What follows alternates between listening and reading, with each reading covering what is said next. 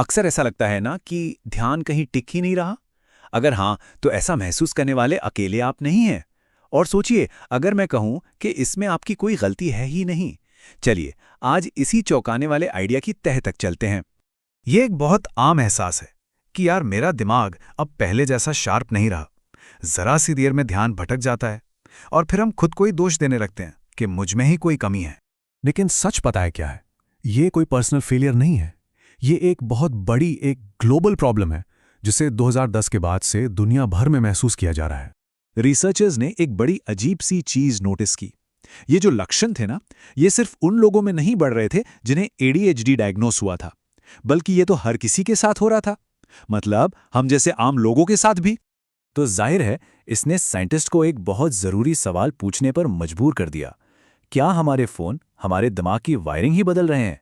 क्या वो हमारे सोचने का तरीका ही बदल रहे हैं? चलिए, अब थोड़ा साइंस में उतरते हैं और देखते हैं कि हमारा दिमाग आखिर फोकस करने के लिए बना कैसे है।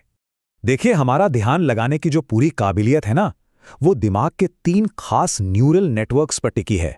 ये तीनों एक टीम की तरह मिलकर काम करते हैं। और ये चार्ट देखिए, ये बिल्कुल साफ कर देता है। जब हम फ़ोन इस्तेमाल करते हैं तो हमारे दिमाग के 2 नेटवर्क, एक जो हमें एक काम से दूसरे काम पर स्विच कराता है और दूसरा जो फालतू की चीज़ों को इग्नोर करने में मदद करता है, ये दोनों बेचारे ओवरड्राइव में चले जाते हैं। मतलब इन पर लगातार बहुत ज़्यादा प्रेशर पड़ता है। तो अब सवाल यह है कि अच्छा ठीक है, हम फ़ोन इस्तेमाल नहीं कर रहे, सिर्फ उसे इग्नोर करने की कोशिश कर रहे हैं, तब क्या होता है? एक एक्सपेरिमेंट किया गया। सेटअप बड़ा सिंपल था। लोगों को एक काम दिया गया और उनका फ़ोन पास में ही रख दिया। अब उस फ़ोन पर लगातार नोटिफिकेशन आ रहे थे, लेकिन लोगों को साफ साफ कहा गया था कि फ़ोन को देखना नहीं है। और जो रिजल्ट्स आए वो सच में चौंकाने वाले थे। लोगों की परफॉर्मेंस बहुत ज्यादा गिर गई। और मजे की बात यह है कि उन्होंने स्क्रीन की तरफ एक बार भी नहीं देखा था। तो इसका मतलब क्या हुआ? इसका मतलब ये कि हमारे दिमाग की सारी एनर्जी तो सिर्फ फोन की तरफ न देखने की लड़ाई में ही खत्म हो रही थी। हमारा दिमाग उस लालच से लड़ते लड़ते ही थक रहा था। अब आते हैं असली मुद्दे पर। ये जो हमारे दिमाग की कमजोरी है ना, टेक्नोलॉजी को बिल्कुल इसी का फायदा उठाने के लिए डिजाइन किया जाता है। जब रिसर्चर्स ने ऐप यूसेज डेटा को खंगाला तो एक कमाल की बात सामने आई। असल प्रॉब्लम ये नहीं है कि हम किसी ऐप पर कितना टाइम बिताते हैं। असली प्रॉब्लम ये है कि हम उसे कितनी बार खोलते हैं।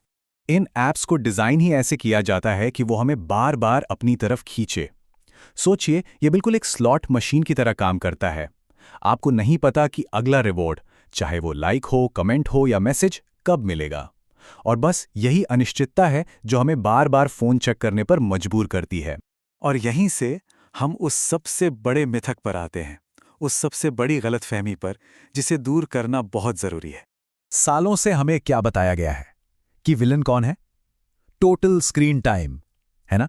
बस फोन पर लगे घंटे कम कर दो और सारी प्रॉब्लम सॉल्व। पर सबूत एक बिल्कुल अलग विलन की तरफ इशारा करते हैं, और वो है रुकावटों की डेंसिटी। मतलब आपका ध्यान कितनी बार तोड़ा जा रहा है, ये ज्यादा जरूरी है। तो ये पूरी चेन देखिए। ऐप्स का डिजाइन हमें लगातार पिंग करता है, अलर्ट भेजता है। इससे हमारा दिमाग बार बार स्विच करता है। इस लगातार स्विचिंग से दिमाग थक जाता है, रिकवरी नहीं हो पाता, और नतीजा वही एडीएचडी जैसे लक्षण दिखने लगते हैं और फोकस करना नामुमकिन सा हो जाता है। तो अब जब हम ये समझ गए हैं तो देखते हैं कि इससे हमारी पूरी सोच कैसे बदलनी चाहिए। सबसे बड़ा बदलाव तो सोच में लाना है। हमें ये मानना बंद करना होगा कि कंसंट्रेशन कोई पर्सनल स्किल है, कि किसी के पास है और किसी के पास नहीं। नहीं, सच ये है कि कंसंट्रेशन एक लिमिटेड रिसोर्स है, बिल्कुल पेट्रोल की तरह या फोन की बैटरी की तरह। और हमारा डिजिटल माहौल इसे या तो बचा सकता है या मिनटों में खत्म कर सकता है। और इस नई सोच का असर हर फील्ड पर पड़ेगा, मेडिसिन में, एजुकेशन में, और सबसे ज्यादा इस बात पर कि हम टेक्नोलॉजी को डिजाइन कैसे करते हैं। तो आखिर में ये एक सवाल हमारे सामने खड़ा होता है। अगर हमारे ऐप्स हमारे दिमागी माहौल का हिस्सा हैं, तो क्या उन्हें कसिनो की तरह डिजाइन किया जाना चाहिए जो हमें उलझाए रखे, या फिर उन्हें नेशनल पार्क की तरह डिजाइन करना चाहिए जहां हमारे दिमाग को भटकने की नहीं बल्कि शांत होने की जगह मिले?